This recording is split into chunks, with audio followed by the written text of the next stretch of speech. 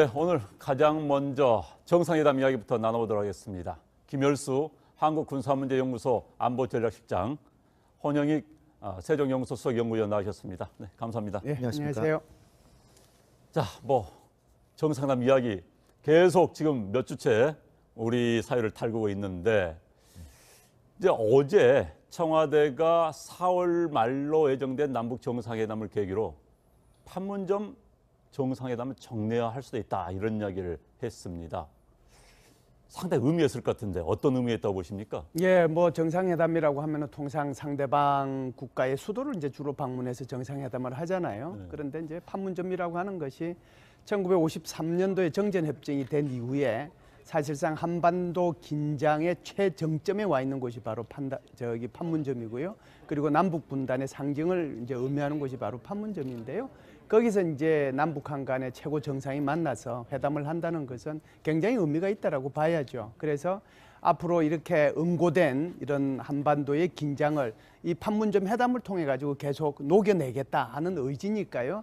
만일 이게 정리화된다라고 하면 한반도 평화의 봄뿐만 아니라 계속해서 올해뿐만 아니라 지속적으로 이것이 연장될 가능성이 있다, 이렇게 볼 수 있죠. 정리할 가능성이 있을까요? 어떻게 보십니까? 제가 볼 때는 지금 우리가 이제 제안을 했고요. 이제 김정은 위원장이 어떻게 이걸 받아들이냐 하는 문제인데요. 또 설득을 하고 그러면 가능성이 전혀 없다라고 볼 수는 없습니다.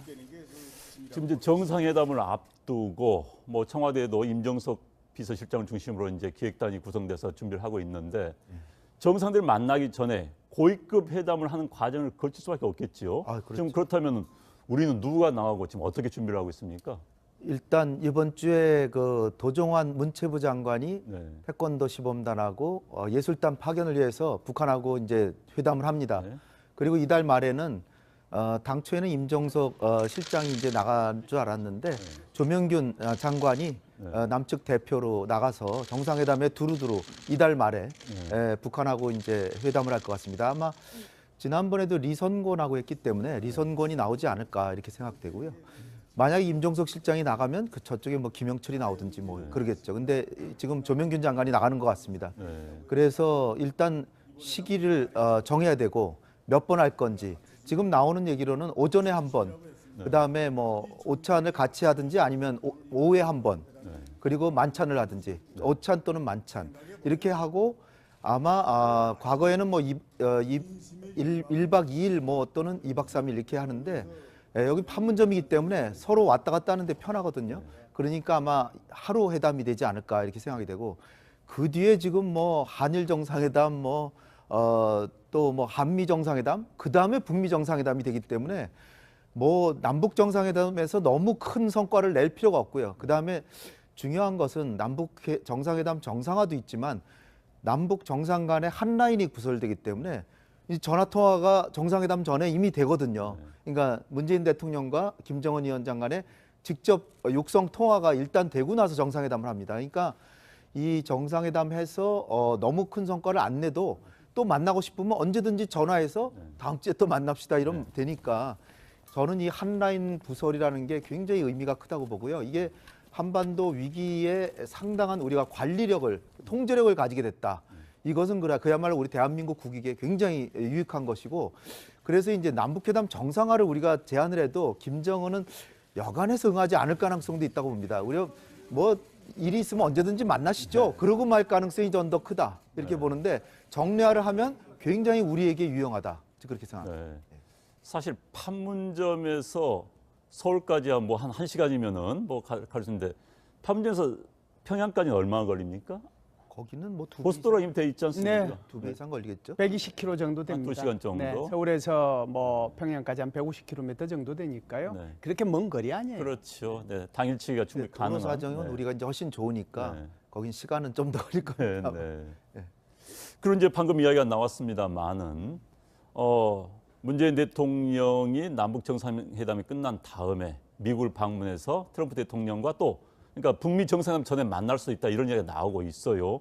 이게 필요하다고 보십니까? 만약 또 만난다면 어떤 이야기가 오고 갈 수 있습니까? 예, 필요하다라고 보고요. 아주 좋은 생각을 가지고 있다라고 봅니다. 사실상 지난번에 우리 대북 특사단이 올라가서 방북 결과를 트럼프 대통령한테 직접 설명했지 않습니까? 네. 그런데 남북 정상회담을 하고 나면 남북 정상회담 간에 도대체 어떤 내용들이 얘기가 됐는지 그것을 우리 대통령이 트럼프 대통령하고 같이 만나면서 그걸 소상하게 얘기해 줄 필요가 있고요. 네.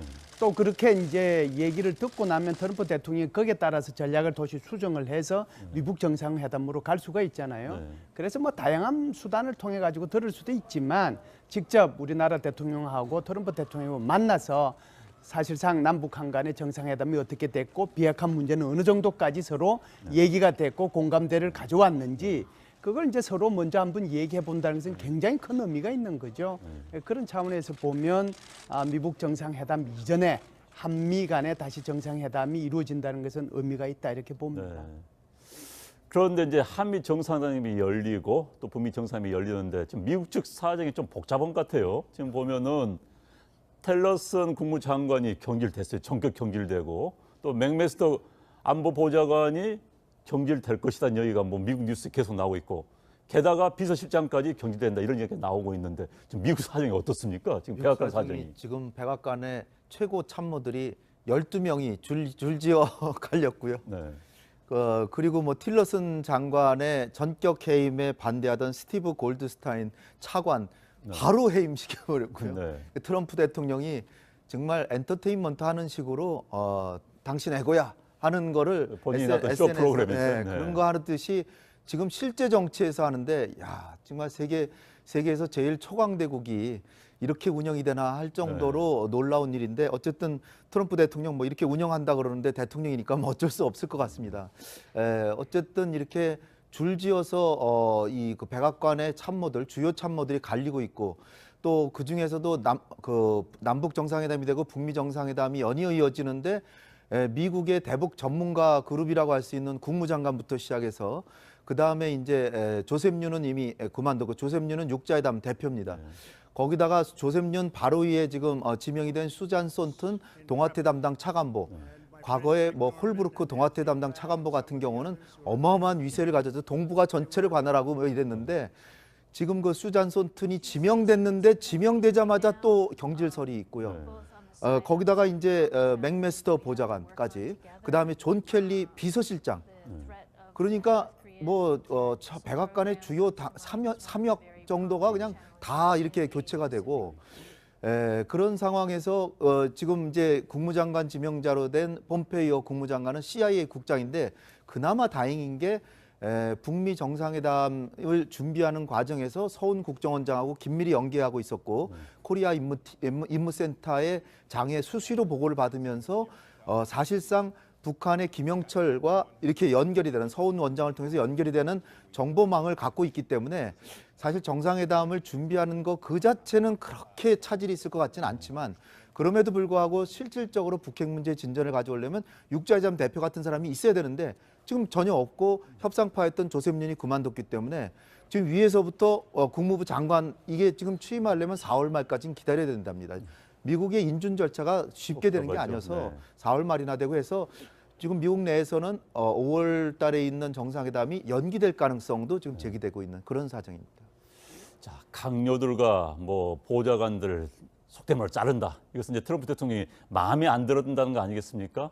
특히 이제 그래서 맥메스터 안보 보좌관을 경질하고 후임에 거론되는 사람들이 예를 들어서 존 볼턴 이런 분들이 굉장히 대북 강경파들이 거론되고 있다고 하는데 어떻습니까? 예, 지금 먼저 우리 홍인익 박사님 잘 말씀을 하셨지만 네. 전체적으로 보면 크게 이제 두 가지 점에서 우리가 걱정스럽고 우려스럽고 네. 아마 그럴 겁니다. 하나는 대화파가 잘려나갔다. 예를 들어서 이제 틸러슨 국무부 장관이 이제 전형적인 대화파인데 그 대화파가 잘려나고 폼페오라고 하는 아주 강성파가 들어갔다. 그게 하나 걱정일 거고요. 두 번째 아무래도 이제 핵심 내용은 이 대북 정책과 비핵화에 관련되는 전문가가 없다. 그래서 이걸 어떻게 이제 2달 정도밖에 안 남았는데 이 정상회담을 제대로 할 수 있을 건가? 이 두 가지 이유 때문에 우리가 걱정하는 거가 아마 질문하셨을 거라고 생각을 하고요. 지금 말씀하신 것처럼 더 중요한 것 중에 하나가 사실상 그 맥메스터라고 하는 국가안보보좌관 이 사람이 현역 삼성 장군이긴 한데 이 사람이 되면 경질설이 끊임없이 나오고 있는데 그 후임으로 지금 등장하고 있는 사람이 존 볼턴이라고 하는 사람이거든요. 강성파 중에 강성파고요. 그래서 이 사람 같은 경우에는 뭐 당장이라도 북한에 대해서 군사 공격해야 된다라고 하는 사람이고, 이 사람이 군사 공격을 하게 되면 남북한 간에 한반도 전쟁이 일어난다라고 그러는데, 그 전쟁이 일어나더라도 그는 한반도에서 일어나는 거지 미국에 대한 위협은 아니지 않느냐라고 생각하는 사람이에요. 그렇기 때문에 이게 아마 맥메스터 대신에 존 볼턴이 들어가게 되면은 훨씬 더 강성으로 채워진다는 거고요. 게다가 이 맥메스터라고 하는 사람이 만일에 주한미군 사령관으로 오게 되면 완전히 미국의 대북과 관련되는 사람들은 사실상 매티스 국방부 장관을 제외한 모든 사람들이 강성으로 채워지기 때문에 우리가 거기에 대해서 굉장히 신경을 쓰고 예의주시해야 될 필요는 있다, 이렇게 봅니다. 자, 저렇게 강병파들이 들어온다면은 어찌됐든 지금 북미 간에 대화는 하기로 했는데 대화가 제대로 안 되면은 굉장히 무력까지 쓸 수도 있다, 이런 이야기가 나올 수밖에 없는 거죠. 그렇다면. 그럼요. 폼페오는 여러 차례에 걸쳐서 북한이 저렇게 기만적으로 계속 협상을 해왔고, 요번에 또다시 그렇다면 군사적인 해결 방법밖에 없다. 아니면 아예 김정은을 제거해야 된다. 이렇게까지도 서슴없이 얘기를 하기 때문에 김정은으로서도 굉장히 긴장할 수밖에 없는 지금 상황이 연출되는데, 정말 맥메스터를 존 볼튼으로 바꾼다 하면은 김정은은 요번에는 진짜 빠져나가기가 쉽지 않아 보이긴 합니다. 근데 이제 따라서 북미 간에 지금 사실 핵 문제에 있어서 김정은이 양보한 거는 궁극적으로 비핵화할 수도 있다는 얘기하고요. 그다음에 지금 북미 대화가 되는 중에는 핵과 미사일 실험은 안 하겠다. 요거 두 개밖에 없어요. 그다음에 이제 하나 선물로 준 게 한미 연합훈련이 예년 수준으로 된다면 이해한다. 요거 이제 그 신의의 표시로서 그냥 얘기해 준 거고요. 그 따라서 지금 핵 실험 중단에서부터 비핵화까지 중간 과정이 어마어마하게 많은 과정이 있거든요. 그다음 핵 프로그램 자체를 중단해야 되고 동결시키고, 그다음에 폐쇄하고 불능화하고 검증하고 사찰하고, 그다음에 이제 폐기로 들어가고, 폐기도 공장 폐기해야 되고 무기 폐기해야 되고 기술자까지 전직시켜야 돼요. 한 10단계 정도가 있는데 이 단계를 건너뛰어서 정상회담으로 바로 가는데, 그 정상회담을 준비하기 위한 실무 책임자 중에 하나인 국무장관이라든지 또 백악관 보좌관이 만약 바뀐다, 그리고 아주 강성으로 된다면 결국은 빅딜이 되거나 아니면 파국으로 가거나 둘 중에 하나로 그냥 갈려버리는, 그러니까 어떻게 보면 굉장한 기회가 될 수도 있지만 엄청난 위기 상황이 초래될 수도 있는 그야말로 도박과 같은 그런 상황이 연출되기 때문에, 그나마 다행인 것은 한미 정상회담이 중간에 있기 때문에 우리가 징검다리 역할을 해준다는 건 있지만, 그럼에도 불구하고 너무나도 갈 길이 중간 과정이 많기 때문에 과연 트럼프 대통령이 북핵 문제 정통한 것도 아닌데 과연 여기서 우리가 바라는 합의가 나올 것인지, 거기에 대해서는 상당히 우려가 있는 게 사실입니다. 그리고 뭐 이야기가 약간 빗나갑니다만은 트럼프 대통령이 한국과의 무역 문제 이야기하면서 뭐 무역 문제가 제대로 해결되지 않으면은 주한미군 철수, 이런 이야기를 해가지고 뭐 국내 언론에 난리가 났어요. 이거에 대해서는 어떻게 보십니까? 여기에 대한 해석은 좀 엇갈립니다만은. 예, 아니요. 그 부분에 대해서는 팩트가 이제 중요한데요. 미주리주에 갔죠. 모금하는 뭐 만찬 할 때 그 만찬 연설을 통해 가지고 얘기를 하는데, 그 제가 이제 전문을 다 읽어봤거든요. 읽어봤는데 오해할 부분은 뭐 분명히 있다라고 봅니다. 핵심 내용은 이런 거죠.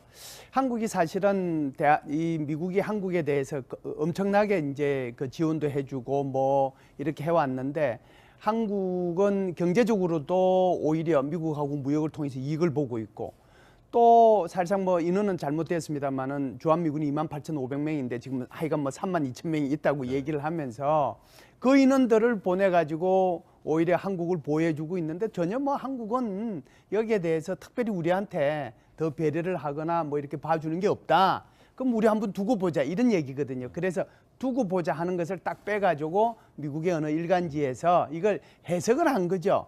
해석을 했는데 그 해석의 내용이 뭐 이게 제대로 안 되면 주한미군 철수 가능성을 언급한 거 아니냐라고 해석을 한 걸 우리 언론에서는 그 해석만 가지고 얘기를 한 거예요. 그래서 절대로 그게 아니다, 팩트 자체는.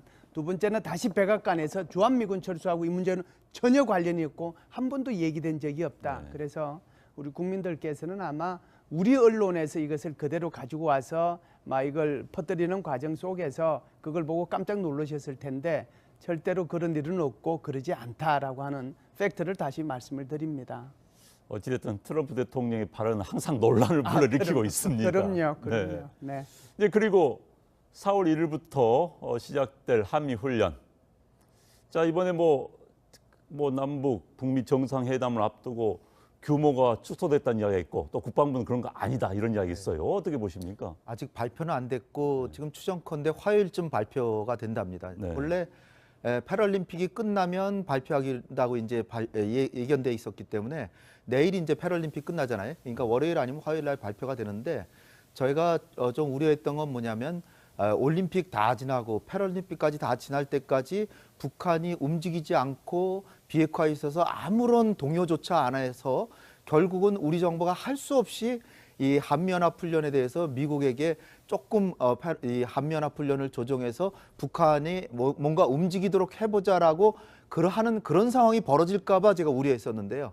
그나마 정말 다행인 게 우리가 특사가 가고 남북 정상회담이 합의가 되고 특사가 미국에 가서 북미 정상회담이 합의가 돼서 미국도 북한하고 큰 담판을 염두에 두고 있기 때문에 굳이 이런 상황에서 한미연합훈련을 크게 해가지고 북한을 자극할 필요가 있겠느냐 미국 쪽에서도 생각하는 분위기 속에서 지금 나오는 얘기들이 전략자산은 이번에 안 올지 않을까 이렇게 추정이 되고요. 또 하나는 이제 뭐 쌍용 훈련이라고 하는 기동 훈련, 상륙작전 훈련인데 이것도 약간 좀 규모가 축소되지 않을까. 그리고 기간 자체도 4월 말에 남북 정상회담이 있기 때문에 그 이전쯤에 끝나지 않을까. 그 얘기는 뭐냐면 3월 말에 시작해서 4월 거의 말경 그쯤에 끝나서 남북 정상회담은 훈련이 끝난 뒤에 있지 않을까. 이렇게 지금 예상은 되고 있는데요. 이제 발표를 들어봐야 알겠지만 어쨌든 참 이게 선순환적으로 관계가 개선이 되고 정상회담이 열리면서 한미연합훈련도 우리가 주장하는 게 아니라 한미 간에 자연스럽게 조정이 되는 모습이어서 참 다행스럽다. 저는 이렇게 생각을 하고 있습니다. 그럼 이 같은 한미연합훈련이 어찌됐든 지금 축소되는 분위기인데 기간도 줄어들고 북한 측은 어떻게 해석을 할까요? 예, 북한의 입장에서는 이렇게 보는 거죠. 우리가 특사단이 올라갔을 때 한국의 입장을 충분히 이해한다. 그리고 한미훈련이 예년의 형태로 진행되는 것도 난 이해한다. 그럼 예년의 형태라고 하는 것이 2달이잖아요. 2달이고 그 2달 동안에 전략자산 오는 거 여기까지 이해한다는 그런 뜻이었거든요. 그런데 어찌됐든 지금 한국과 미국 간에 뭐 긴밀한 조율을 저는 하고 있다라고 봅니다. 보는데 전체적으로 보면 뭐 이 컴퓨터 훈련이라고 할까요? 뭐 컴퓨터 시뮬레이션이 한 10일 정도 할 텐데 이것은 기동 훈련이 아니니까 아무 문제는 없고요. 쌍용 훈련 같은 경우는 아마 규모와 기간이 아마 축소될 거고 대신에 아마 이 상륙 훈련이라고 할까요? 해병대 간에 그것은 이제 뭐 짝수 단위로 조금 뭐 많이 하니까 올해 같은 경우에는 그 규모가 작년보다는 좀 커질 겁니다. 대신에 이제 해군이나 공군 이런 또는 육군 이런 데 대한 한미 간의 연합훈련 그것은 굉장히 축소가 될 가능성이 높죠. 네. 그리고 리용호 북한 외무상이 현재 스웨덴을 방문 중입니다. 그런데 세계 각국의 언론이 지금 리용호 외무상의 스웨덴 방문을 주목을 하고 있습니다. 왜 그렇습니까? 리용호의 스웨덴 방문은 스웨덴하고 북한과의 이제 특수관계상 대사관을 설치하고 있고 미국인 인질이 억류되고 할 때 영사 업무를 미국 대신 이제 스웨덴이 봐주고 있습니다. 그러니까 이게 북미 간의 정상회담을 하는데 모종의 그 정상회담 준비와 관련된 것이 아니냐. 또 스웨덴이 중립국이기 때문에 스웨덴에서 정상회담 장소로서 물색하러 간 것이 아니냐 이런 얘기들이 이제 나오는데요. 또 베이징에 나타날 때 최강일 올림픽에 왔던 북미국 부국장이죠. 이 사람이 육자회담에 상당히 관여하고 있는 사람이기 때문에 핵 문제까지 북미 간에 접촉을 해서 논의하나 보다 이랬는데요. 지금 나타나는 사실은 최강일은 리용호를 따라가지 않았고요. 최강일은 핀란드로 가서 한국하고 북한하고 미국하고 트랙 2 회담을 한답니다. 그러니까 핀란드가 있어요. 다른 쪽으로 최강일은 갔고 리용호는 본래부터 이게 수교가 된 나라이기 때문에 북한의 외무상으로서 방문을 했는데 정상회담까지 되니까 인질 문제에 대해서 미국을 대신해서 스웨덴하고 그 리용호하고 협상을 하는 게 아니냐. 특히 1박 2일 정도의 일정이 좀 연장되는 바람에 뭔가 정상회담과 관련 있는 내용 아니냐. 그래서 추정되건대는 북한에 지금 한국계 미국인 3명이 억류돼 있는데 이 사람들 석방 문제에 대해서 논의하고 있는 것이 아닌가 이런 생각이 들고요. 그 다음에 이제 뭐 정상회담 개최지로 스웨덴을 모색하는 게 아니냐 하는데 지금 중국에서 오늘 뭐 어느 학자가 얘기를 했는데 중국도 우리가 개최지로 좋다라고 하면서 베이징도 좋은데 중립국을 굳이 찾는다면 아시아에도 있다 그러면서 몽골 같은 나라, 몽골은 북한하고도 사이가 좋고 미국하고도 사이가 좋으니까 몽골 같은 데도 좋겠다. 그래서 만약에 트럼프가 평양을 안 가고 김정은이 워싱턴을 안 가면 그 다음에는 판문점이고 그렇지 않다면 몽골 정도가 되지 않을까 이런 생각이 들기 때문에 굳이 스웨덴까지 갈까? 김정은이 전용기로 스웨덴까지 가려면 굉장히 위험하거든요. 고장이 자주 나가지고 목숨 걸고 스웨덴을 갈까? 저는 그런 생각도 해봅니다. 네. 그 진짜 북한의 스웨덴까지 또는 워싱턴까지 날아갈 수 있는 장거리 비행기 있습니까? 제가 타본 고려 항공은 아마 블라디보스토크 뭐 상하이 정도밖에 못 가던데. 필요하면요. 네. 보내줄 거예요. 그렇죠. 미국에서 빌려줄 수 그러니까 있다. 그것 때문에 못 간다는 네. 그런 의미는 아닐 거고. 자존심 문제가 있겠죠. 북한 입장에서 자존심 본다면. 문제도 있고 워싱턴에서 하는 것이 맞느냐. 경험 문제는 어떻게 할 것이며 미국 내에 사실상 이 독재자 인권 그 침해 그다음에 또 전 세계를 이 핵미사일로 위협하는 이 사람을 워싱턴 한복판에 부르는 게 맞느냐 이런 데 대한 반감도 있거든요. 그래서 다양한 요소들이 고려돼야 된다 이렇게 봐요. 그런데 이제 아까 스웨덴 이야기를 했습니다만 스웨덴에서 북미 간의 접촉이 있는 것 아니냐 이 관측에 대해서 또 미국은 공식적으로 부정을 했어요. 함께 들어보시겠습니다. Yep. So our understanding is that there is a meeting taking place between North Korea and the Swedes. We don't have any indication that that meeting is about what we anticipate to be a meeting between the United States, other parties, and North Korea. I'd have to refer you to the government of Sweden for any specifics on that, but we are not sending any representation. 그런데 지금 이제 공식적인 뭐 북미 접촉 없다. 지금 핀란드에서 말씀해 주셨는데 핀란드에서 지금 접촉을 하고 있다는 게 어느 정도 드러나고 있습니까? 핀란드에서는 트랙 2 회담이 트랙 2라는 게 미국에서는 뭐 최선희가 가거나 최강일이 가가지고 미국에는 관료가 가고 북한에서는 이제 관료들이 최선희나 최강일이 가고 미국에서는 지금은 민간인이지만 과거엔 국무부 고위 관료였던 사람들 뭐 이를테면은 여러 육자회담 대표 중에서도 이 과거에 육자회담 차석 대표했던 사람이나 아니 국무부 동아태 담당 부차관보 뭐 리비어 한국 부대사였지만 과거에 육자회담의 부대표였던 이런 사람들이 만나는데요. 요번에는 주한 미국 대사였던 그 여자 캐슬린인가요? 캐슬린 전 주한 미국 대사인가 이런 분들이 가서 그러니까 국무부 관료인데 지금 관료가 아니라 과거 관료가 가서 만나는데 그걸 트랙2라고 하는데 사실은 그 사람들이 미국 돌아가면 다 국무부 가서 브리핑을 해주니까 사실은 국무부하고 직접 회담하는 거나 마찬가지다 이렇게 생각이 됩니다. 그러니까 또 하나는 뭐냐면 뉴욕 채널이 지금 활짝 열려 있어요. 뉴욕에 북한 외교관들이 대사부터 차석 대사 다 있기 때문에 북미 간에 뭐 준비한다 그러면 거기서 통해서 하면 되는 거거든요. 따라서 제가 볼 때는 아마 특사가 왔다 갔다 하거나 아니면은 국무장관은 근데 가기가 어렵죠. 지금 새로 지명됐으니까 가기가 어렵고 미국 리용호가 직접 미국을 가거나 그런 식으로 저는 회담이 될 거라고 봅니다. 5월 전에는. 네. 그리고 이제 남북 북미 정상회담을 앞두고 또 한일 간 또 뭐 한중일 정상회담 이야기도 거론되고 있습니다. 이 점에 대해서는 어떻게 보십니까? 예, 지금 이제 현재 계획돼 있는 정상회담만 하더라도 4월 말에 남북 정상회담 5월까지니까. 미북 정상회담 그 사이에 이제 한미 정상회담이 있는데 지금은 이제 얘기되고 있는 것이 한일 정상회담에 대한 얘기거든요. 그래서 사실상 어제도 우리 대통령께서 아베 총리하고 전화 통하셨잖아요. 뭐 45분간 전화 통하셨는데 사실상 우리 서훈 국정원장이 간 것에 대한 이제 뭐 어떤 인사 그리고 우리 문재인 대통령에 대한 뭐 탁월한 리더십 그런 데 대해서 얘기를 했지만 결국은 이제 앞으로 이 일본으로 와서는 가장 중요한 것 중에 하나가 일본이 납치 문제거든요. 이 문제가 정상회담에 의제에 좀 들어갔으면 좋겠다 하는 그런 생각을 또 갖고 있고요. 또 이제 미국 정상회담 할 때도 이 문제가 좀 언급이 됐으면 좋겠다 이 생각을 갖고 있거든요. 문제는 이런 거죠.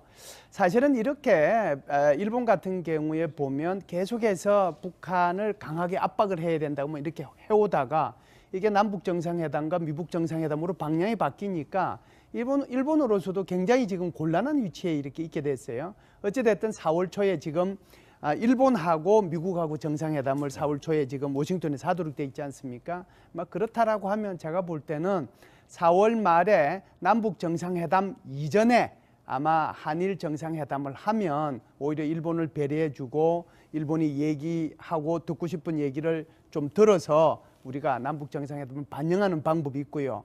남북 정상회담을 하고 난 뒤에 한일 정상회담을 해도 괜찮아요. 그래서 그때는 남북 정상회담에 있었던 내용들을 다시 그 아베 총리한테 얘기해주고 같이 협력해 나가야 될 그런 얘기들을 하면 되니까요. 제가 볼 때는 이 정상회담이 지금 남북, 미북, 그다음에 미일, 그다음에 한일, 한중일, 다시 북중, 북일 아마 이런 식으로 가게 되면 제가 올 한 해 동안은 이 동북아의 어마어마한 정상회담들이 계속해서 선순환적으로 이루어질 가능성이 굉장히 높아졌다 이렇게 봅니다. 선순환은 선순환이지만요. 제가 조금 우려되는 게 좀 있습니다. 네. 과거에 보면 2002년 여름에 그 제2차 월드컵 할 때 제2차 서해 교전이 있었고 그런데 우리가 이제 그 큰 틀에서 네. 그냥 남북 관계 그냥 계속 잘 가자 김대중 대통령이 그랬는데 그때 이제 미국에서 북한에 특사를 보내겠다. 그래서 굉장히 북미 관계도 좋아지는 거로 다들 예상했어요. 근데 고이즈미가 갑자기 9월 달에 평양을 가가지고 납치자 문제를 전면적으로 이제 이슈를 만들어서 북일 간에 거의 정상화 직전까지 갔는데 그리고 와서 미국이 켈리 차관보가 와서 제2차 북핵위기가 오히려 벌어졌거든요. 어떻게 보면은 그때 활약했던 게 지금 아베 총리예요. 그렇죠. 아베 총리가 고이즈미를 뒷받침해서 이게 돼가지고 아베 총리는 머릿속에는 내가 정치적으로 위기 상황이 처하면 북일 관계의 관계를 틈으로써 내 인기를 만회한다 이런 생각을 해가지고요. 만약에 지금 북일 정상회담이 급작히 이제 추진이 돼가지고 북일 아베가 평양이라도 가면 이 이슈 자체가 납치자 문제로 급격히 바뀔 수가 있어요. 왜냐하면 북한의 입장에서 보면 어마어마한 북일 수교 자금이 있거든요. 이것에 굉장히 관심이 많기 때문에 그거를 어마어마한 경제적 지원을 뒤에 깔고 아베가 북한에 접근하면 자칫하다 북핵 문제가 흐려질 수가 있어요. 그게 이제 첫 번째로 좀 위태롭고요. 그다음에 또 하나는 뭐냐면 일본뿐 아니라 중국도 지금 3월 말쯤에 지금 고위급 상무위원급 특사를 평양에 보낼 가능성이 있다는 겁니다. 그 얘기는 뭐냐면 지금 남북 정상회담, 북미 정상회담이 되는데 아베도 북한하고 정상회담 하려고 하고 시진핑도 김정일하고 빨리 관계를 강화해야 되겠다. 그 얘기는 뭐냐면 김정일의 외교적 위상이 급격히 올라가고 있다는 거예요. 그 얘기는 남북 정상회담이나 북미 정상회담에서 김정은이 우리가 원하는 기대치에 못 미치는 대답을 해줄 가능성이 꽤 커지는 것이다. 이것이 그냥 좋기만 한 건 아니다. 그나마 우리 대통령께서 아베의 입장을 생각해서 북일 간에도 관계 개선하는 게 좋겠다라고 이렇게 덕담으로 얘기를 하셨지만 자칫하면은 북핵 문제에 집중적으로 해서 북한이 궁지에 있어가지고 많은 걸 우리가 얻어내야 되는데 시진핑도 다가가고 아베도 다가가면 김정은은 우쭐해져가지고 내가 지금 굳이 양보 안 해도 되겠다 이럴 수도 있습니다. 그래서 이런 분위기가 반드시 선순환적으로만 돌아가지 않을 수 있는 점을 우리 정부가 대비해야 된다. 제가 이 부분은 조금 이제 생각이 좀 다를 수 있는데요. 2002년도에 그때 당시 일본 총리였던 고이즈미 총리가 평양을 방문했을 때 그걸 이제 고이즈미의 평양 선언이라고 하거든요. 그 고이즈미의 평양 선언의 핵심이 두 가지입니다. 하나는 북한과 일본과의 관계 개선을 하고 그 관계 개선을 할 때 보상을 하겠다라고 하는 거거든요. 사실상 그 보상금이 어마어마할 수가 있잖아요. 전혀 납치자 문제가 동원은 안 될 리는 없지만 그 문제가 나오긴 하더라도 그래도 가장 큰 이슈는 북한하고 일본과의 관계 개선과 그다음에 보상의 문제가 될 겁니다. 무슨 말씀을 드리려고 하느냐 하면 지금 김정은 입장으로서는 일단 올바른 결심을 하고 올바른 방향으로 가고 있잖아요. 남북 간의 관계 개선도 하고 비핵화를 통해서 미국과의 관계 개선도 하고 그리고 다시 일본과의 관계 개선, 다시 중국과의 관계 개선 이렇게 해서 완전한 보통 국가로 갈 수 있는 그런 방향으로 지금 정해진 거거든요. 그렇다라고 하면 일본과 북한 사이에서 일본이 줄 수 있는 인센티브가 어마어마하게 커요. 그러면은 이것이 자기가 올바른 방향으로 간 데서 다시 발을 빼거나 다시 돌아서거나 이렇게 하기는 오히려 힘들다. 그렇게 해서 우리 대통령께서 지금 아베 총리한테 나중에 이렇게 관계가 되면 북한과의 관계 개선도 한번 해보시죠. 이렇게 말씀드린 것은 저는 잘했다라고 보고요. 그런 차원에서 보면 오히려 김정은으로 하여금 꼼짝하지 못하게 계속해서 올바른 선택한 길을 쭉 이렇게 갈 수 있도록 하는데 오히려 도움을 주지 않는가 저는 개인적으로 그렇게 봅니다. 자, 어찌됐든 올 한 해 남북 문제, 한반도 문제가 핵심 이슈가 될 수밖에 없을 것 같습니다. 네. 두 분 방송에 많이 나오셔야 될 것 같습니다. 네, 고생했습니다. 네, 감사합니다. 네, 오늘 가장 먼저 정상회담 이야기부터 나눠보도록 하겠습니다. 김열수 한국군사문제연구소 안보전략실장, 혼영익 세종연구소 수석연구위원 나오셨습니다. 네, 감사합니다. 네, 안녕하세요. 자, 뭐 정상회담 이야기 계속 지금 몇 주째 우리 사회를 달구고 있는데 이제 어제 청와대가 4월 말로 예정된 남북 정상회담을 계기로 판문점 정상회담을 정례화할 수도 있다 이런 이야기를 했습니다. 상당히 의미했을 것 같은데 어떤 의미였다고 보십니까? 예, 뭐 정상회담이라고 하면은 통상 상대방 국가의 수도를 이제 주로 방문해서 정상회담을 하잖아요. 네. 그런데 이제 판문점이라고 하는 것이 1953년도에 정전협정이 된 이후에 사실상 한반도 긴장의 최정점에 와 있는 곳이 바로 판문점이고요. 그리고 남북 분단의 상징을 이제 의미하는 곳이 바로 판문점인데요. 거기서 이제 남북한 간의 최고 정상이 만나서 회담을 한다는 것은 굉장히 의미가 있다라고 봐야죠. 그래서 앞으로 이렇게 응고된 이런 한반도의 긴장을 이 판문점 회담을 통해 가지고 계속 녹여내겠다 하는 의지니까요.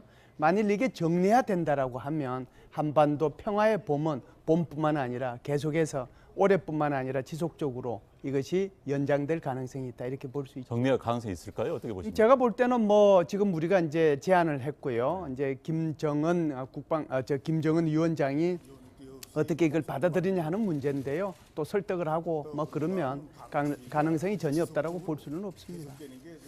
지금 이제 정상회담을 앞두고 뭐 청와대도 임정석 비서실장을 중심으로 이제 기획단이 구성돼서 준비를 하고 있는데 정상들 만나기 전에 고위급 회담을 하는 과정을 거칠 수밖에 없겠지요. 그렇죠. 지금 그렇다면 우리는 누가 나가고 지금 어떻게 준비를 하고 있습니까? 일단 이번 주에 그 도종환 문체부 장관이 네. 태권도 시범단하고 예술단 파견을 위해서 북한하고 이제 회담을 합니다. 네.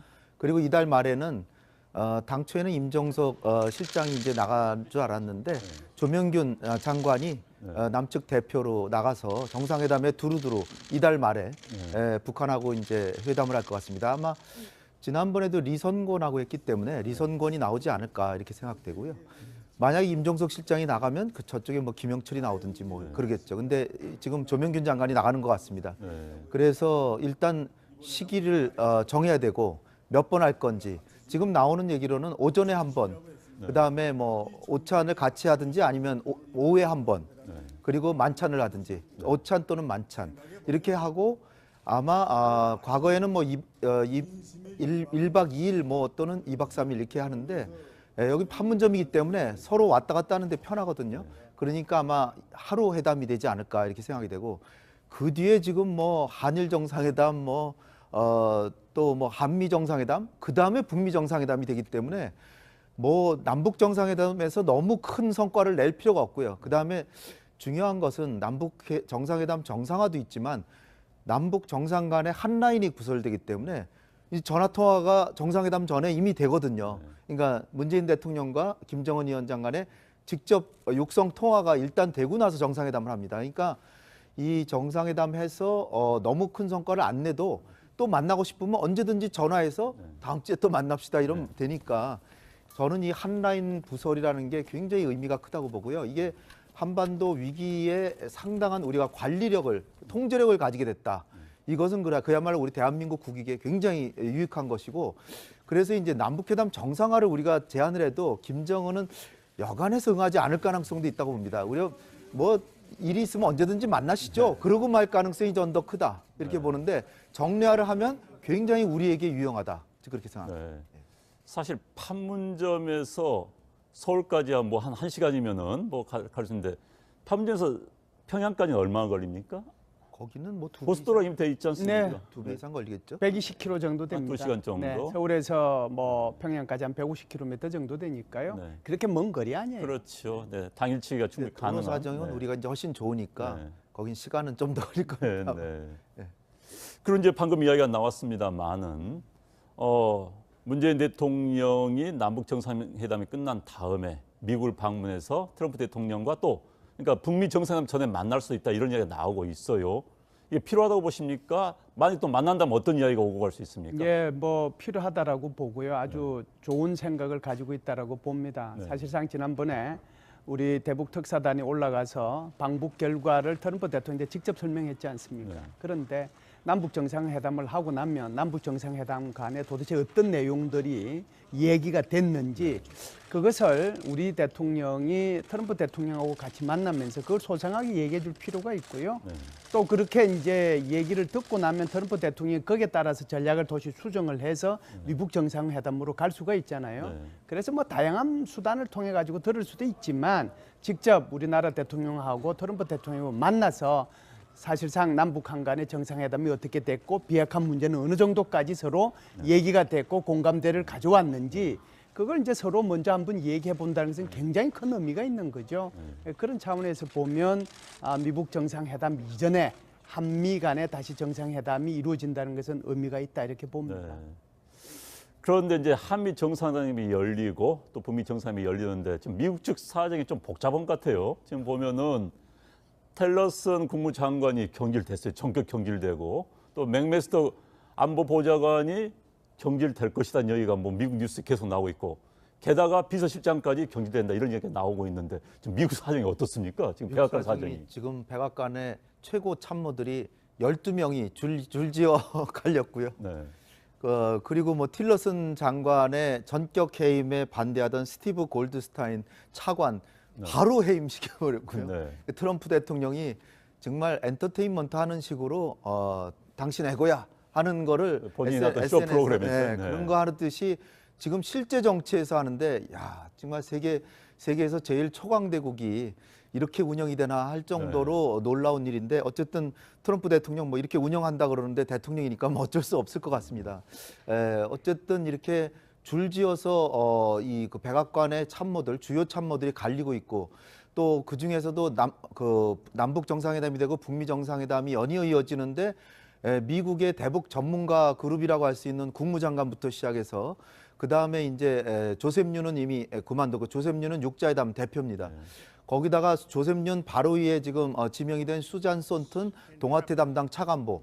과거에 뭐 홀브루크 동아태 담당 차관보 같은 경우는 어마어마한 위세를 가져서 동북아 전체를 관할하고 뭐 이랬는데 지금 그 수잔 손튼이 지명됐는데 지명되자마자 또 경질설이 있고요.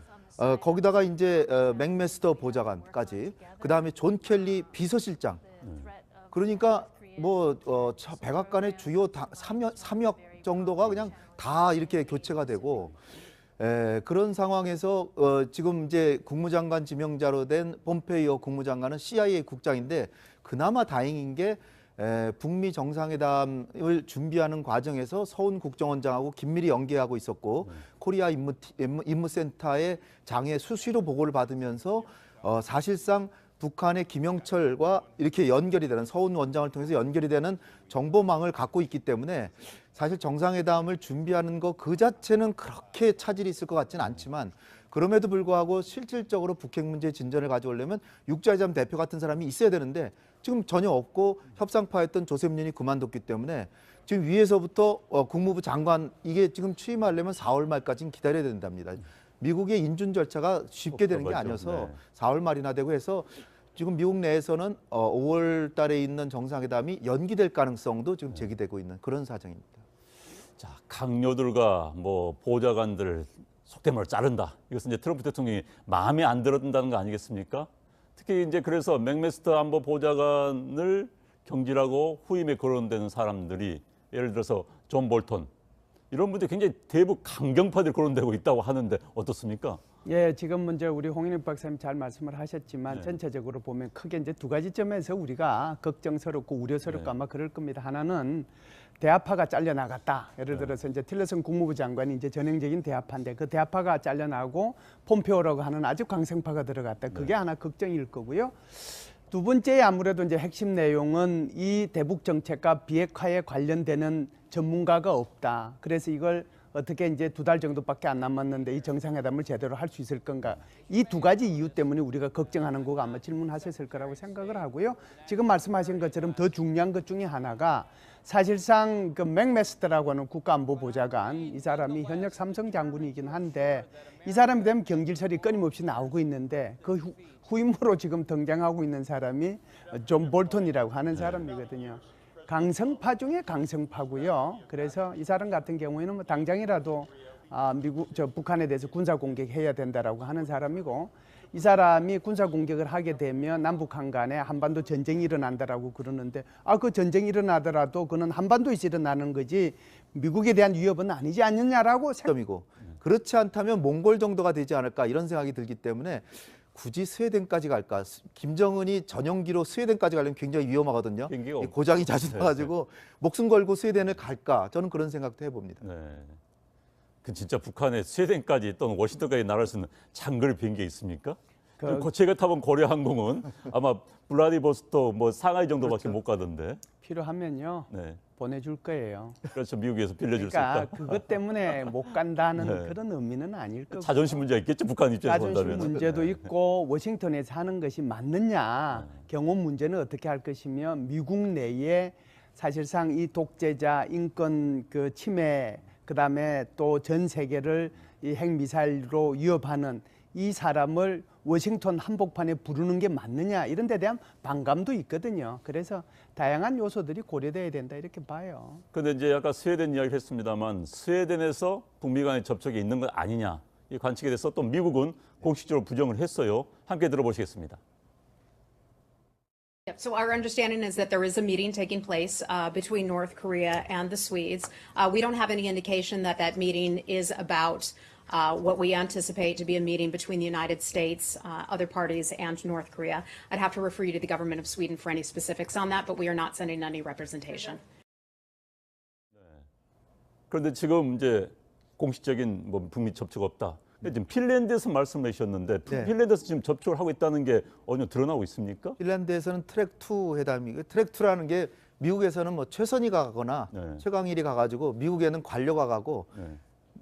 북한에서는 네. 북한에서는 이제 관료들이 최선희나 최강일이 가고 미국에서는 지금은 민간인이지만 과거엔 국무부 고위 관료였던 사람들 뭐 이를테면은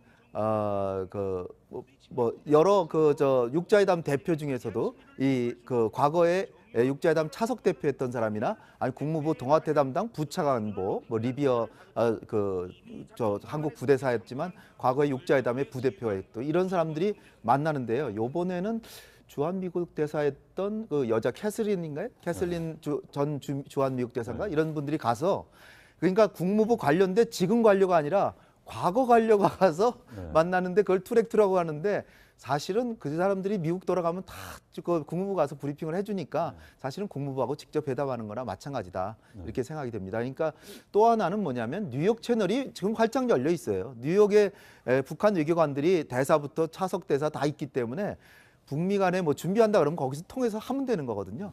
따라서 제가 볼 때는 아마 특사가 왔다 갔다 하거나 아니면은 국무장관은 근데 가기가 어렵죠. 지금 새로 지명됐으니까 가기가 어렵고 미국 리용호가 직접 미국을 가거나 그런 식으로 저는 회담이 될 거라고 봅니다. 5월 전에는. 네. 그리고 이제 남북 북미 정상회담을 앞두고 또 한일 간 또 뭐 한중일 정상회담 이야기도 거론되고 있습니다. 이 점에 대해서는 어떻게 보십니까? 예, 지금 이제 현재 계획돼 있는 정상회담만 하더라도 4월 말에 남북 정상회담 5월까지니까 미북 정상회담 그 사이에 이제 한미 정상회담이 있는데 지금은 이제 얘기되고 있는 것이 한일 정상회담에 대한 얘기거든요. 그래서 사실상 어제도 우리 대통령께서 아베 총리하고 전화 통하셨잖아요. 뭐 네. 45분간 전화 통하셨는데 이 사실상 우리 서훈 국정원장이 간 것에 대한 이제 뭐 어떤 인사 그리고 우리 문재인 대통령에 대한 뭐 탁월한 리더십 그런 데 대해서 얘기를 했지만 결국은 이제 앞으로 이 일본으로 와서는 가장 중요한 것 중에 하나가 일본이 납치 문제거든요. 이 문제가 정상회담에 의제에 좀 들어갔으면 좋겠다 하는 그런 생각을 또 갖고 있고요. 또 이제 미국 정상회담 할 때도 이 문제가 좀 언급이 됐으면 좋겠다 이 생각을 갖고 있거든요. 문제는 이런 거죠. 사실은 이렇게 일본 같은 경우에 보면 계속해서 북한을 강하게 압박을 해야 된다고 뭐 이렇게 해오다가 이게 남북 정상회담과 미국 정상회담으로 방향이 바뀌니까 일본으로서도 굉장히 지금 곤란한 위치에 이렇게 있게 됐어요. 어찌됐든 4월 초에 지금 일본하고 미국하고 정상회담을 4월 초에 지금 워싱턴에서 하도록 돼 있지 않습니까? 막 그렇다라고 하면 제가 볼 때는 4월 말에 남북 정상회담 이전에 아마 한일 정상회담을 하면 오히려 일본을 배려해주고 일본이 얘기하고 듣고 싶은 얘기를 좀 들어서 우리가 남북 정상회담을 반영하는 방법이 있고요. 남북 정상회담을 하고 난 뒤에 한일 정상회담을 해도 괜찮아요. 그래서 그때는 남북 정상회담에 있었던 내용들을 다시 그 아베 총리한테 얘기해주고 같이 협력해 나가야 될 그런 얘기들을 하고 있어요. 어떻게 보십니까? 아직 발표는 안 됐고 지금 추정컨대 화요일쯤 발표가 된답니다. 네. 원래 패럴림픽이 끝나면 발표하기라고 이제 예견돼 있었기 때문에 내일 이제 패럴림픽 끝나잖아요. 그러니까 월요일 아니면 화요일 날 발표가 되는데 저희가 좀 우려했던 건 뭐냐면 올림픽 다 지나고 패럴림픽까지 다 지날 때까지 북한이 움직이지 않고 비핵화에 있어서 아무런 동요조차 안 해서 결국은 우리 정부가 할 수 없이 이 한미연합훈련에 대해서 미국에게 조금 이 한미연합훈련을 조정해서 북한이 뭔가 움직이도록 해보자라고 하는 그런 상황이 벌어질까 봐 제가 우려했었는데요. 그나마 정말 다행인 게 우리가 특사가 가고 남북 정상회담이 합의가 되고 특사가 미국에 가서 북미 정상회담이 합의가 돼서 미국도 북한하고 큰 담판을 염두에 두고 있기 때문에 굳이 이런 상황에서 한미연합훈련을 크게 해가지고 북한을 자극할 필요가 있겠느냐 미국 쪽에서도 생각하는 분위기 속에서 지금 나오는 얘기들이 전략자산은 이번에 안 오지 않을까 이렇게 추정이 되고요. 또 하나는 이제 뭐 쌍용훈련이라고 하는 기동훈련, 상륙작전훈련인데 이것도 약간 좀 규모가 축소되지 않을까. 그리고 기간 자체도 4월 말에 남북 정상회담이 있기 때문에 그 이전쯤에 끝나지 않을까. 그 얘기는 뭐냐면 3월 말에 시작해서 4월 거의 말경 그쯤에 끝나서 남북 정상회담은 훈련이 끝난 뒤에 있지 않을까. 이렇게 지금 예상은 되고 있는데요. 이제 발표를 들어봐야 알겠지만 어쨌든 참 이게 선순환적으로 관계가 개선이 되고 정상회담이 열리면서 한미연합훈련도 우리가 주장하는 게 아니라 한미 간에 자연스럽게 조정이 되는 모습이어서 참 다행스럽다. 저는 이렇게 생각을 하고 있습니다. 그럼 이 같은 한미연합훈련이 어찌됐든 지금 축소되는 분위기인데 기간도 줄어들고 북한 측은 어떻게 해석을 할까요? 예, 북한의 입장에서는 이렇게 보는 거죠. 우리가 특사단이 올라갔을 때 한국의 입장을 충분히 이해한다. 그리고 한미훈련이 예년의 형태로 진행되는 것도 난 이해한다. 그럼 예년의 형태라고 하는 것이 2달이잖아요. 2달이고 그 2달 동안에 전략자산 오는 거 여기까지 이해한다는 그런 뜻이었거든요. 그런데 어찌됐든 지금 한국과 미국 간에 뭐 긴밀한 조율을 저는 하고 있다라고 봅니다. 보는데 전체적으로 보면 뭐 이 컴퓨터 훈련이라고 할까요? 뭐 컴퓨터 시뮬레이션에 한 10일 정도 할 텐데 이것은 기동 훈련이 아니니까 아무 문제는 없고요. 쌍용 훈련 같은 경우는 아마 규모와 기간이 아마 축소될 거고 대신에 아마 이 상륙 훈련이라고 할까요? 해병대 간에 그것은 이제 뭐 짝수 단위로 조금 뭐 많이 하니까 올해 같은 경우에는 그 규모가 작년보다는 좀 커질 겁니다. 대신에 이제 해군이나 공군 이런 또는 육군 이런 데 대한 한미 간의 연합훈련 그것은 굉장히 축소가 될 가능성이 높죠. 네. 그리고 리용호 북한 외무상이 현재 스웨덴을 방문 중입니다. 그런데 세계 각국의 언론이 지금 리용호 외무상의 스웨덴 방문을 주목을 하고 있습니다. 네. 왜 그렇습니까? 리용호의 스웨덴 방문은 스웨덴하고 북한과의 이제 특수관계상 대사관을 설치하고 있고 미국인 인질이 억류되고 할 때 영사 업무를 미국 대신 이제 스웨덴이 봐주고 있습니다. 그러니까 이게 북미 간의 정상회담을 하는데 모종의 그 정상회담 준비와 관련된 것이 아니냐. 또 스웨덴이 중립국이기 때문에 스웨덴에서 정상회담 장소로서 물색하러 간 것이 아니냐 이런 얘기들이 이제 나오는데요. 또 베이징에 나타날 때 최강일 올림픽에 왔던 북미국 부국장이죠. 이 사람이 육자회담에 상당히 관여하고 있는 사람이기 때문에 핵 문제까지 북미 간에 접촉을 해서 논의하나 보다 이랬는데요. 지금 나타나는 사실은 최강일은 리옹호를 따라가지 않았고요. 최강일은 핀란드로 가서 한국하고 북한하고 미국하고 트랙 2 회담을 한답니다. 그러니까 핀란드가 있어요. 다른 쪽으로 최강일은 갔고 리옹호는 본래부터 이게 수교가 된 나라이기 때문에 북한의 외무상으로서 방문을 했는데 정상회담까지 되니까 인질 문제에 대해서 미국을 대신해서 스웨덴하고 리옹호하고 협상을 하는 게 아니냐. 특히 1박 2일 정도의 일정이 좀 연장되는 바람에 뭔가 정상회담과 관련 있는 내용 아니냐. 그래서 추정되건대는 북한에 지금 한국계 미국인 3명이 억류돼 있는데 이 사람들 석방 문제에 대해서 논의하고 있는 것이 아닌가 이런 생각이 들고요. 그 다음에 이제 뭐 정상회담 개최지로 스웨덴을 모색하는 게 아니냐 하는데 지금 중국에서 오늘 뭐 어느 학자가 얘기를 했는데 중국도 우리가 개최지로 좋다라고 하면서 베이징도 좋은데 중립국을 굳이 찾는다면 아시아에도 있다 그러면서 몽골 같은 나라, 몽골은 북한하고도 사이가 좋고 미국하고도 사이가 좋으니까 몽골 같은 데도 좋겠다. 그래서 만약에 트럼프가 평양을 안 가고 김정은이 워싱턴을 안 가면 그 다음에는 판문점 생각하는 사람이에요. 그렇기 때문에 이게 아마 맥메스터 대신에 존 볼턴이 들어가게 되면은 훨씬 더 강성으로 채워진다는 거고요. 게다가 이 맥메스터라고 하는 사람이 만일에 주한미군 사령관으로 오게 되면 완전히 미국의 대북과 관련되는 사람들은 사실상 매티스 국방부 장관을 제외한 모든 사람들이 강성으로 채워지기 때문에 우리가 거기에 대해서 굉장히 신경을 쓰고 예의주시해야 될 필요는 있다 이렇게 봅니다.